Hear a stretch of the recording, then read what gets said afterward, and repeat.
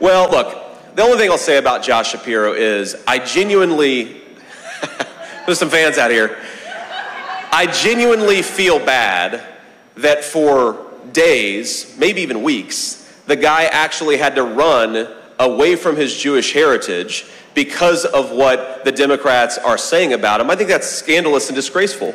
Whatever you believe or whatever disagreements on policy you have about somebody, the fact that that race, the vice presidential race on the Democratic side, became so focused on his ethnicity, I think is absolutely disgraceful, and it's insulting to Americans, whatever background you're from.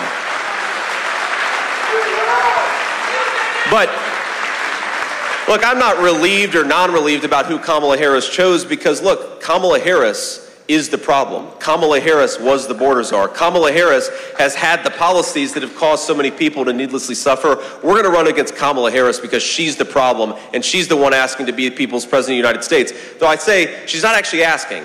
She's given teleprompter speeches. She's given scripted remarks. She's not actually doing the bare minimum we should expect of a person who wants to be the people's president. Yeah.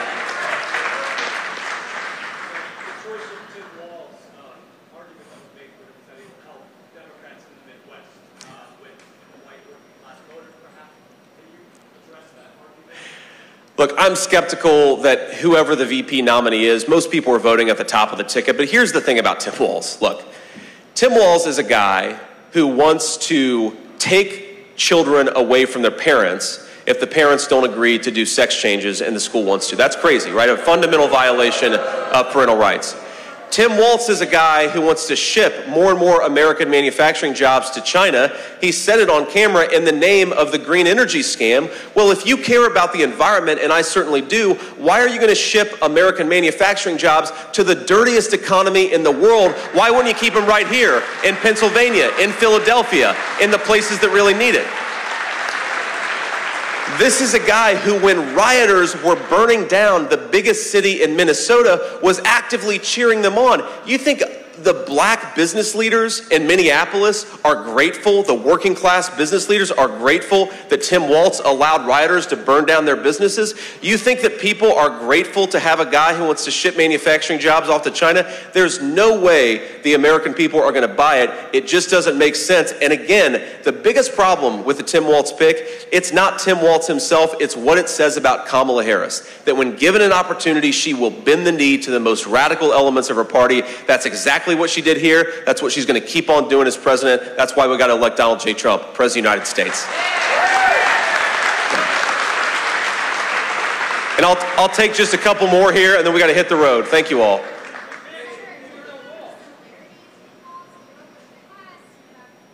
Can you start that again?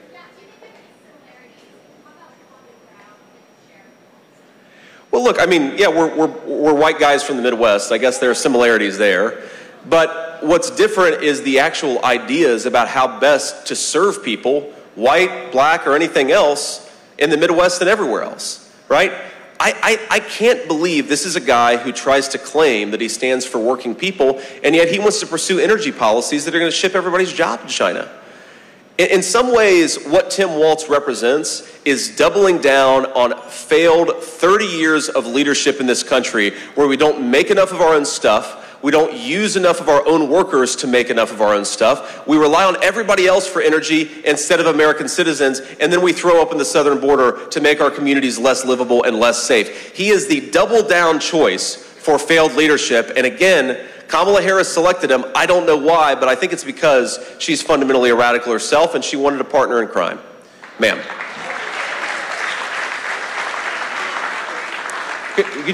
Yes, just start again, sorry.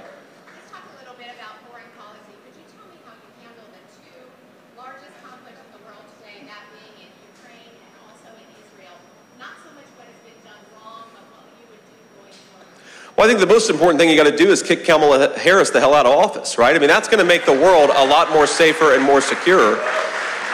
Look, in Israel, I think it's actually very simple. What we all want, meaning the Israelis and any American with an ounce of common sense, which I think is 99% of our country, we want the war to end. We want Hamas to be destroyed. And then we want the Israelis to be able to build a peace process with the Sunni Arab neighbors to build a counterbalance to Iran. That's it, right? It's very simple. Now, the problem is, Kamala Harris, on the one hand, says that she really cares about civilian casualties and really wants the war to end, and yet she refuses to give Israel the weapons that allow them to minimize civilian casualties and bring the war to a close end. It's the dumbest policy, maybe in the history of American foreign policy, to prolong this war, to promote the death of innocent civilians, and that is the Kamala Harris approach to the Middle East. Now, in Russia and Ukraine, I saw a report just a couple of days ago that the Ukrainians are running out of fighting men to actually staff the war. You've got to believe in peace, and you've got to bring peace to that region of the world. Russia would have never invaded Ukraine if Donald Trump was president, and now, thank you. And now we are where we are, and if you want to bring peace to that region, you need a negotiator who Vladimir Putin respects. Does anybody here, and obviously we're in a biased crowd, but does anybody here actually think that Vladimir Putin respects Kamala Harris?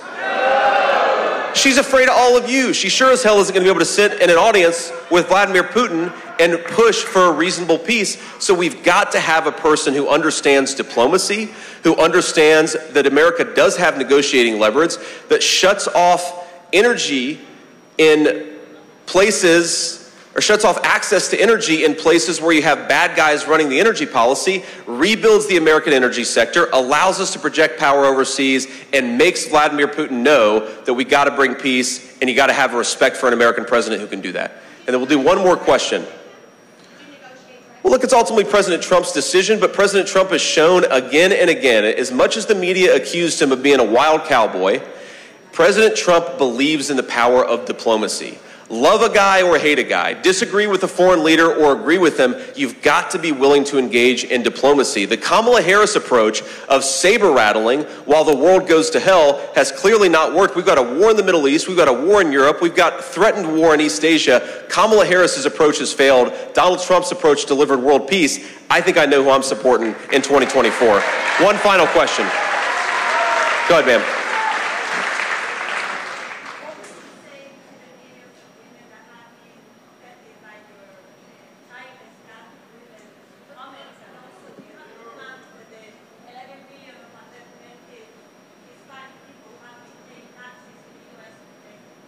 Well, look, the plan with people who have come into the country illegally is you've got to be willing to deport some of them. I mean, this is not rocket science. If you've got 20 million illegal aliens in this country, not all of them are bad people. Most of them are probably very good people. But if you break the law to come into this country, you've got to be willing to send some of those people back. That's the Donald Trump approach. And if you don't do that, you don't have a real border, and the people who will suffer the most are the people right behind me who are going to continue to have their communities poisoned by the fentanyl that the Mexican drug cartels bring across that open border. Now, you asked about the remarks that I made you said that they were offensive to millions of women. Well, here's what I'd say. Thank you, ma'am. I love you too.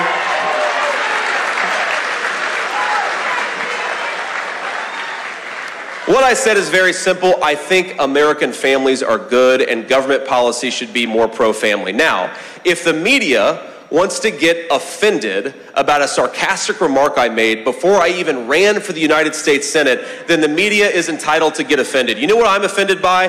I'm offended that normal Americans can't afford grocery prices. I'm offended that Kamala Harris opened up the American southern border and allowed fentanyl to come into our communities. And I'm offended that she wants to be the people's president, but she won't even answer tough questions. That's what I'm offended by, and I think that's what most Americans are offended by too. And I guess on that note, I should say, thank you all for having me. It's great to be here. If I can ask you to just do one thing. We have got thank you. We have got an incredible amount of momentum. We've got an incredible amount of capacity to win this race, but it's going to require every single one of us doing everything we can. So, our national motto is "In God We Trust." God tells us to hope and not despair. So let's get out there, let's work the phones, let's knock on the doors, let's get everybody out there to vote, and let's re-elect Donald J. Trump, President of the United States. I know I can count on you. God bless you guys. I love you. Thank you.